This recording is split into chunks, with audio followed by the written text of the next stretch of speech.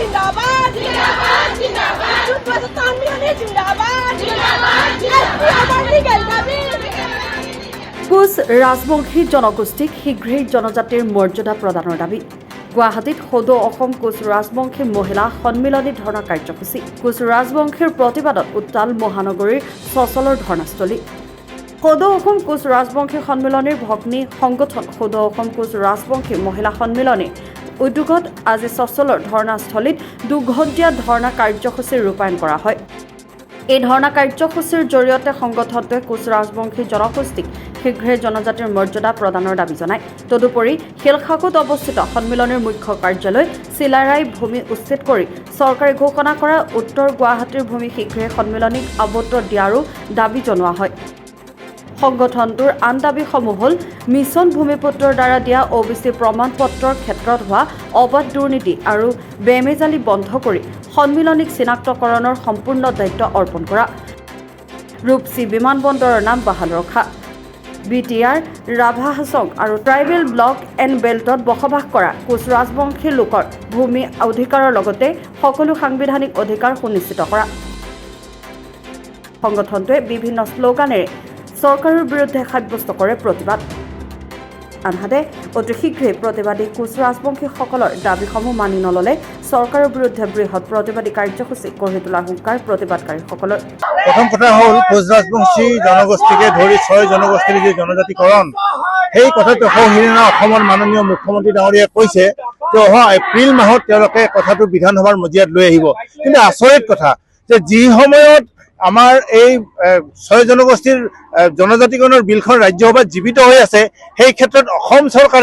অসম চৰকাৰৰ বিধানসভাত আকৌ কি বিল পাছ কৰিব সেয়া আমি ভাবি আচৰিত হৈছোঁ তাতকৈ ডাঙৰ কথা হ'ল অসমৰ মাননীয় মুখ্যমন্ত্ৰী ডাঙৰীয়াই শিলহাকত থকা আমাৰ চিলাৰাই ভৱনটোৰ মাটি তেখেতে কৈছিলে যে শিলহাকত যি আমাৰ চিলাৰাই ভৱন আছে সেইটো আমি ভাঙি দিম বৃহত্তৰ গুৱাহাটী ৰাইজৰ স্বাৰ্থত আৰু আমি আপোনালোকক এমাহৰ ভিতৰত মাটি আৰু ভূমি আবণ্টন দিম কিন্তু এমাহ দূৰৰ কথা 22 চনৰ 1 মাৰ্চৰ পৰা আজি 24 চনৰ 12 ছেপ্টেম্বৰলৈকে তেখেতে এই 2 বছৰত তেখেতৰ প্ৰতিশ্ৰুতি পালন নকৰিলে তথা আমাৰ BTRত আৰু ৰাভা হাছং এৰিয়াত তথা আমাৰ BTR ট্ৰাইবেল বেল এণ্ড ব্লকত যি আমাৰ কোচ ৰাজবংশী লোক আছে সেই লোকসকলৰ ভূমি আৰু ৰাজনৈতিক অধিকাৰ সুৰক্ষিত কৰিব লাগে OBC প্ৰমাণ পত্ৰৰ ক্ষেত্ৰত যি খেলিমেলি সেই খেলিমেলি অতি শীঘ্ৰে আঁতৰ কৰিব লাগে আৰু তাৰ চিনাক্তকৰণৰ যি প্ৰক্ৰিয়া আগতে যেনেকৈ সদৌ অসম কোচ ৰাজবংশী সন্মিলনে কৰিছিল সেই প্ৰক্ৰিয়াটো অব্যাহত ৰাখিব লাগে আজি ইয়াৰ প্ৰতিবাদত সদৌ অসম কোচ ৰাজবংশী সন্মিলনীৰ ভগ্নী সংগঠন সদৌ অসম কোচ ৰাজবংশী মহিলা সন্মিলনে ইয়াত প্ৰতিবাদ সাব্যস্ত কৰিছে আৰু অনাগত দিনত 2026 চনত আমি যোগ্য প্ৰত্যুত্তৰ তেওঁলোকক দিবলৈ সাজু আছো যদিহে তেওঁলোকে অনতি পলমে আমাক যদি তেওঁলোকে আমাৰ দাবীসমূহ যদি তেওঁলোকে মানি নলয় কাৰণ তেখেত অসমৰ মাননীয় মুখ্যমন্ত্ৰী ডাঙৰীয়াই যি সময়ত কৈছে যে তেওঁ অসমৰ চাণক্য মুখ্যমন্ত্ৰী বুলি তেখেতক বহুতে কয় সেই সময়ত তেখেতে কোচ ৰাজবংশী সন্মিলনীক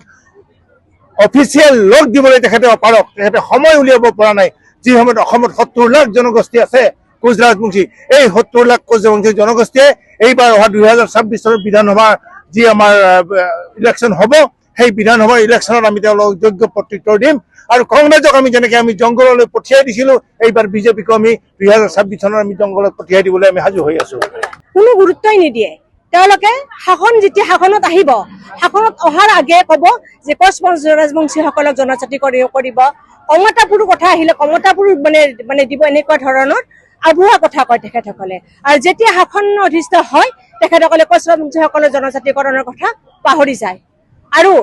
আমাৰ যি আমাৰ OBC আমাৰ আছে OBC আমাৰ খেলিমেলি আমাৰ কোচ ৰাজবংশীসকলৰ যি চিনাক্তকৰণ কৰিব লাগে OBC এই খেলিমেলিটো দূৰ কৰিব লাগে আৰু সেই যিবিলাক চিনাক্তকৰণ আমাৰ সন্মিলনীক আমাৰ দায়িত্ব দিব লাগে আমাৰ ৰূপসী বিমানবন্দৰৰ নাম এইটো আমাৰ ৰূপসী বিমানবন্দৰৰ নাম থাকিব লাগে এইটো বাহাল ৰাখিব লাগে আৰু আমাৰ যি আমাৰ ৰাভা হাছং BTR ট্ৰাইবেল এৰিয়াত আমাৰ যি কোচ ৰাজবংশীসকল জনজাতি আছে তেখেতসকলৰ ভূমি সুৰক্ষা আৰু ৰাজনৈতিক অধিকাৰ যাতে সুনিশ্চিতভাৱে থাকে সেই দাবীত আমি আজি ইয়াত ধৰ্ণা কাৰ্যসূচী দিছোঁ আৰু আগন্তুক যদি 2026 আগে যদি কোচ ৰাজবংশীসকলক জনজাতিকৰণ নকৰে তেতিয়াহ'লে ইয়াৰ যোগ্য প্ৰত্যুত্তৰ আমি বিজেপি চৰকাৰক ব্যুৰো ৰিপৰ্ট ৰিপাব্লিকানী।